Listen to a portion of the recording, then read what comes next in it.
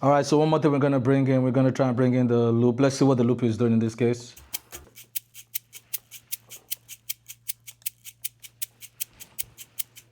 So you can just hear it's just top end. A lot of times I'll probably put, well, there comes some of the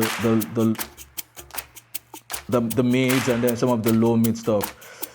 Depending on what's going on for the day, I usually will put like a high pass, maybe around 40, in case they have a loop that has some more stuff. So we're just gonna engage that. I don't think it's gonna affect this in this case.